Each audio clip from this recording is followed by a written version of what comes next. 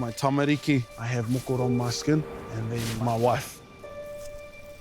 My journey with tā moko began out of high school, so I'd finished Hato Paora, which is an all-boys Māori Catholic boarding school in Fielding. That could have really instilled in me a sense of Māori taka and what it is to be a Māori man. Not bad for a bit of a beach burger. So yeah, once they built me up to who I was, I received my first moko, which was on my right arm. I wanted it on my hand to show even when I have long sleeves on, I still am showing my moko because I'm not afraid or ashamed of my Māori taka. And then as I carried on through my journey and got my tree roots done, which signifies my connection to the whenua and talks around the whenua that I have walked and the places that I have come from, which are all, the places of my tupuna. They are also markers in time to let me know where I was at that point in my life. They tell stories of that time, they tell stories of my tupuna, and they also hold me accountable to the person that I want to be. I am at a stage in my life now where, coming into my own self, not just within my Māori taka, but who I am as a person, as a father, as a son, as a brother, as a friend, as a cousin. And that all culminates with marking my skin.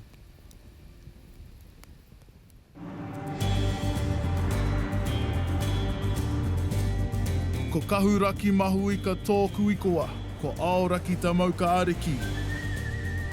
I'm a proud southern Māori boy through and through. Kia ora anō. My tipuna traversed the mountains, rivers and lakes of Te Waipounamu for hundreds of years. This bit's pretty cool. Wait till we get in there. Their footsteps are etched into this landscape, and I've made it my life's mission to follow them. With my whānau, we're travelling all over this whenua in search of the stories. This is our kaupapa. Welcome to Jump On Our Waka. And people who make it special. Eventually we want to be as self-sufficient as possible. No, well, it's good to see more whānau out here driving for that. Come with us on our journey as we explore Te Waka o Aoraki.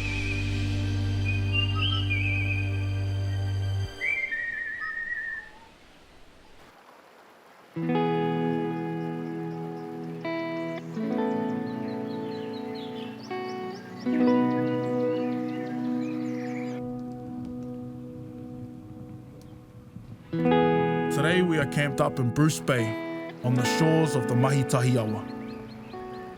Taking a deep breath and reconnecting to the whenua I was raised on.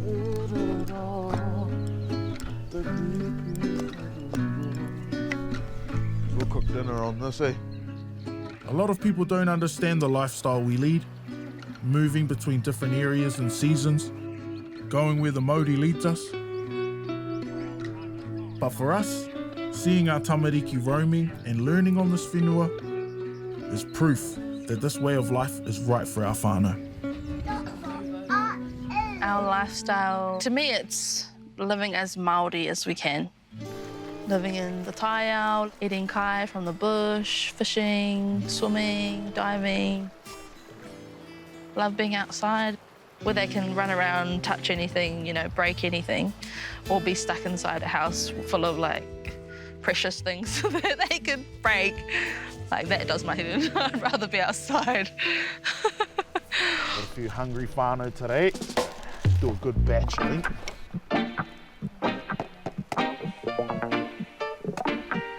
My whole life I've been connected to the taiao, and so it was a no-brainer to raise my children with that same connection. Yeah, which other way, big girl? I want them to hone mātauraka that our tipuna has, and practicing our tikaka and our values in everyday life. And it's those values and wanting to uphold mātauraka Māori that is driving the next part of our little whānau adventure. Yeah, my wife has a moko artist and his name is Moko Nui Arangi. He is based up in Tāmaki, where my wife is from. Moko Nui Arangi is moko my wife and moko myself. And then our last trip up there while Essie began her journey on her pūhoro, we pretty much had kōrero around moko kanohi, and sort of the Māori sort of pushed us towards, You know, what's holding me back? What's stopping me? Pretty much we locked in there that, you know, we're going to start that journey. Leave that roof. Maybe fold it into the roof. This is going to be a big mission, spiritually and practically. The driving time from Bruce Bay is about 20 hours, plus a ferry in the middle. And although our kids are pretty used to a life on the road, hours and hours in a car isn't anyone's idea of fun.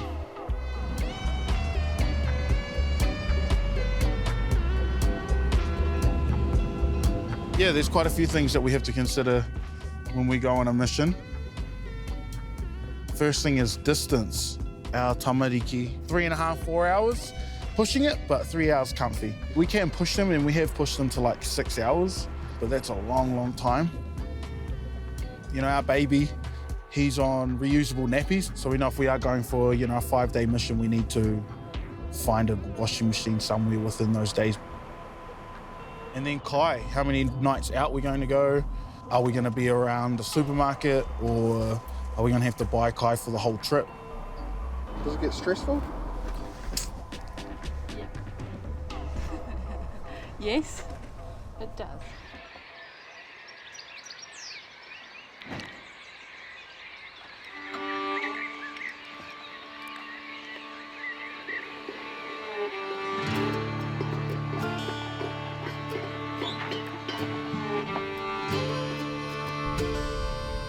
So we will head up from the west coast all the way up to Tāmaki.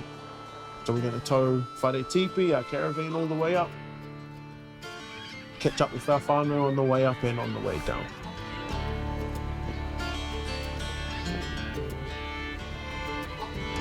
So it'll be maybe a 4-day mission to get from the west coast up to West Auckland, where we'll be for a few days, have a rest, and then we'll get into the moko kanohi. Then we journey back home to show my face to my whenua. We've landed into Ika Maui and getting straight back on the road. We're still a couple of days off Tāmaki Makaurau. The next stop is to see my old mate Piriwiri Tua. I was there when he began his moko kanohi haereka, so this is a good opportunity to chat about his experience. Come on. Oh, there he is.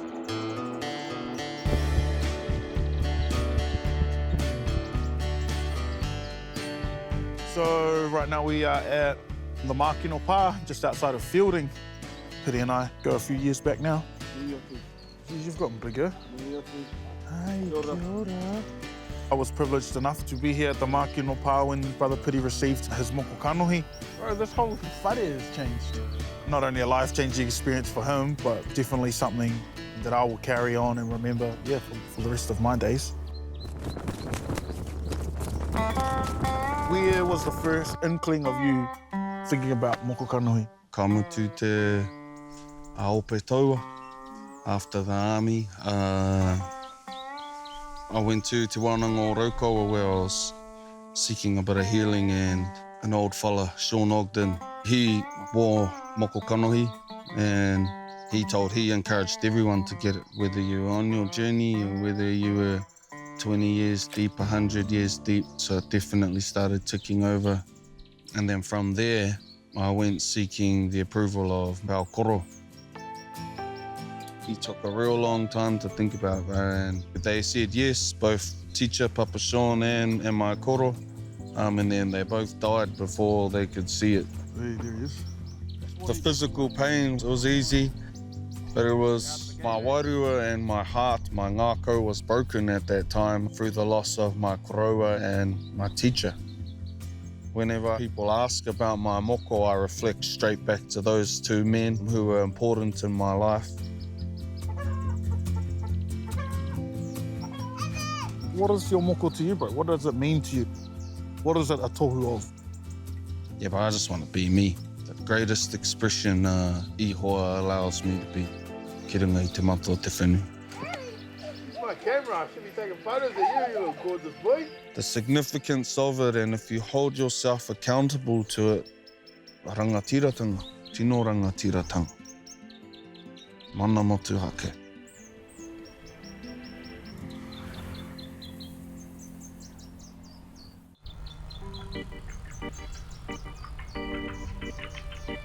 It's been a long few days on the road, which, thanks to the magic of TV, we can skip most of. But we finally made it to our destination, Tāmaki Makaurau. Here we are at my wife's brother and his wife's place out in West Auckland, getting ready for the kanohi. Oh, there we go. So today we're going in and we're going to get drawn up and just see how everything fits. Yeah, obviously I've had to cut away the pāho, cut off the beard and get right down to the skin. I'm missing any spots? Feeling even more prepared in terms of my mindset, in terms of where my MΑORI's sitting, yet feeling ready to receive. Weird, it's different. Yeah, that's who you married, mate. No, I married a man with a beard. Where did the beard go? We're not diving in quite yet though. Today we're just drawing the outline of the moko. Marking up my face so we know how it's going to sit before we break out the tools. It's also about sitting our kanohi with the moko artist and making sure the MAORI is right for the process to begin tomorrow. I feel like I've been preparing mentally and physically for a long time. And as the kōrero goes, my moko is already there. I'm already adorning it, I'm already wearing it. It's just it's not in Te Ao Marama, it's not in this realm that we can see. And that's what my moko artist will do, he will bring it out into the world.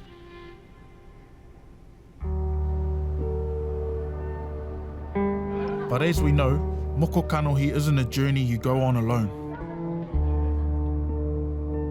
So to receive moko kanohi for my whānau is quite a big deal.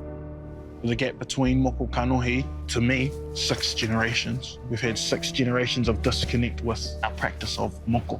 6 generations of disconnect of telling that kōrero.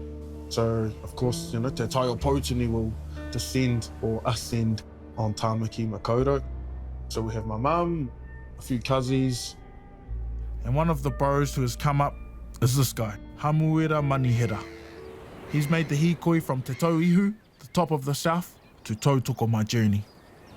This is our piha rescue. Yeah. Hamu and I have known each other since high school. Dream team, bro. Baywatch. He's one of the first people in my immediate circle to have moko kanohi. So with the markings all drawn on and ready for tomorrow, now's a good chance to explore these Tāmaki Makaurau West Coast beaches and chat about his experiences. When was your first moko? I was 16 on Rarotonga True. on a school trip. Didn't even ask the folks. Nah. Oh, they knew about it. They knew I was interested, but the teachers didn't. Wow. As the kōrero goes, tā moko was brought from the underworld by a chief called MāORI, who married a tūrehu called Niwareka. When she fled back to the underworld, he followed her and was taught tā moko by her father, Uetonga. All right, go big, bro. Ooch. But like so many of our practices, tā moko, and especially moko kanohi, was almost lost. Tell me about your journey through moko and where it started and how that grew. Anything Māori, I stem back to my grandmother, my kuia. She definitely pushed me on that direction. My grandmother had no moko on her, no tattoos, no nothing, but yet she was very open to the idea of, you know, marking your skin and telling your stories. Within Te Tauihu, especially our kura haupo whakapapa, you know, we didn't see a lot of it within modern whakaahua. It was only through paintings and sketches of early explorers. Like within my own family, I haven't seen any black and white pictures of tupuna wearing moko, but yeah, now it's back on the whenua. Obviously, colonisation has had a big part on, you know, what you think moko is meant to be about. When I started thinking about getting mataora, moko kānohi, you start to think, oh, how am I going to be received in the community? So I definitely had a whole lot of things going through my head before I got it done. And, you know, people often tell you things and they mean well, but it doesn't come out well. Like, you'll never get a job, you'll never get a rental, you know, all that kind of stuff. So, yeah, get through those barriers and, you know, mau moko. Yeah, because it really is just yourself, eh? You are your biggest barrier. Totally. You know, for me personally, we've had that disconnect for 6 generations, you know, something like 1892, and our last, you know, chief was moko, full face. So again, it's, yeah, about that revitalisation and that normalisation so that, you know, our tamariki, will see us and know us for our moko and it to be normal. Yeah, exactly. It's important for our own whakapapa. We want to be like our tupuna and walk the walk, talk the talk. What it means to me is a commitment to my culture. It's our stories carved in our skin and just look really handsome in it, you know? Yeah. Kia ora.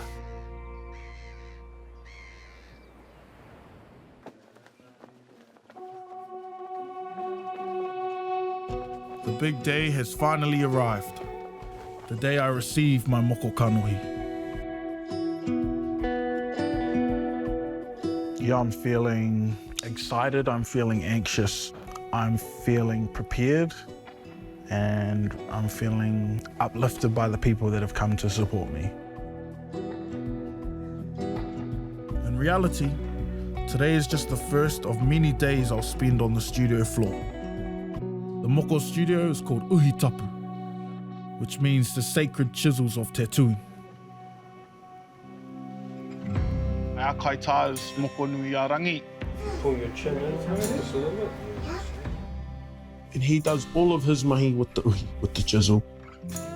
So when my wife received her moko kanohi and her rape, it was all done with the chisel, all done through moko nui a rangi. This is the traditional way our tipuna mark their skin. And it is a much longer and slower process than the tattoo guns that are used in modern moko practice. This opportunity helps me to get closer to my tipuna. Mahoi tāki e, mahoi tuki e, he hara ke te matoa te uhianga ngau nei. Hini hora ia he whakatātara moa, hini hora ia he au purupuru, hini hora ia he whakakōhiti, he niho tēte, he uhi matarau. Ngā wātunga mai, ngā wātu tikua, ngā wātunga mai, ngā wā te tawhito. Tu mai tohu mana he mana atua, tiko mai aku mahi he mahi tupuna. Aku mahi e, ko te nganga au e, tonga, uhi waro, uhi tau, e rara te Māori. Tīwhana mai te moko ki te whai au, ki te amarama. Haumi e, hui e, tai e. As I hear the karakia, it aligns me with the mahi that is to be done.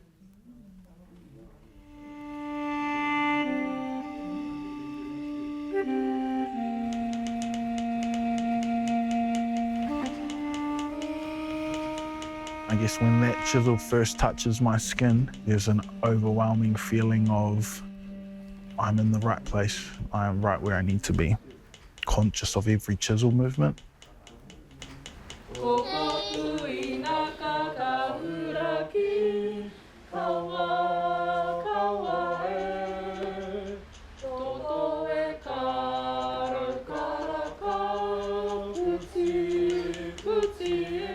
Yeah, it's a strange feeling of physically feeling the pain, yet blocking it spiritually. And you know, my mind is focused on the pain.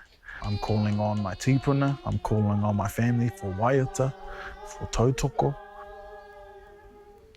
Feel the Māori and the aroha of everyone present in that room.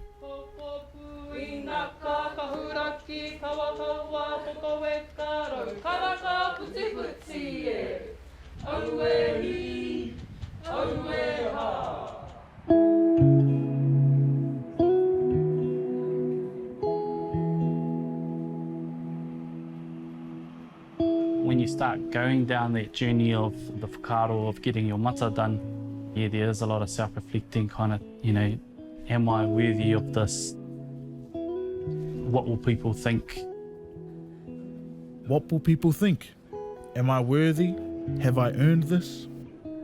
I reckon everyone who's taken the journey of marking their faces have had to confront these pātai.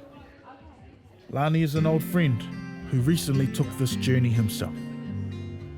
So the first week of having my moko kanohi, I did notice I was dipping my head a little bit. I suppose the skeptic in me was, who's looking? After receiving something so out there, you're kind of wary, but as the week kind of progresses, I noticed that I started lifting up my chin a bit, and I'm actually feeling really confident in it. That was the biggest hurdle to get over, feeling comfortable in my own skin. There was always a goal at some point. I didn't realise it was going to happen as soon as it did.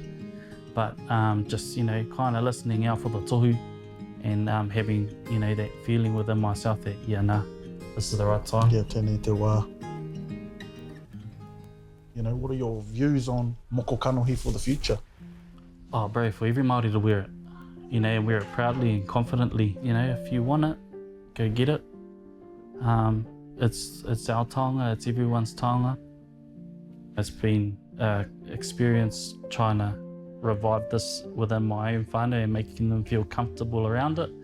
And what was a sign of success was, one, me getting mine done, having my grandmother there, and also having my mum get her moko kauai done at the same time. So, it's a bit of a family affair.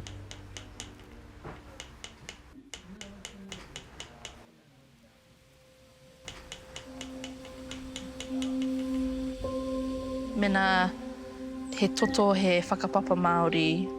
Yeah, if you have that, then you are deserving. Because once you start putting barriers against receiving our own taonga, it makes it at risk for declining, not many people will pick it up or receive it. But back in the days, it was just about you becoming of age, You are a woman, you are a man, you receive this. It's a birthright and a gift from our tūpuna.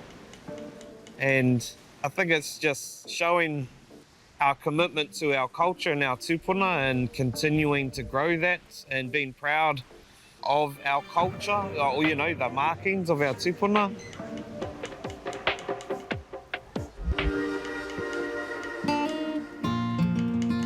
And now, as I'm walking down this path, I feel comfortable that I've made the right decision for myself and my whānau.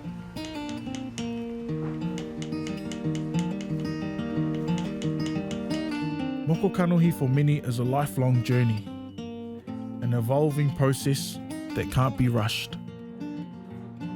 So today, I know I've overcome the biggest barrier just by getting this far.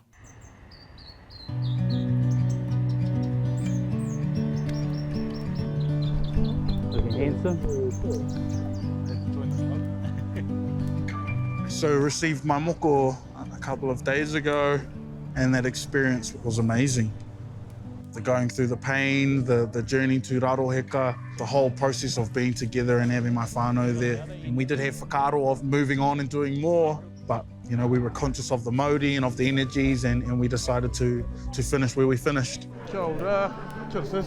So right now I'm feeling I'm feeling more of myself. Oh yeah. I feel like I am exactly where I should be. Where's this stone from, bro? So when I first seen my moko kanohi, it felt as if it was always there. It was exactly what I had envisioned for me. This is it. This is me.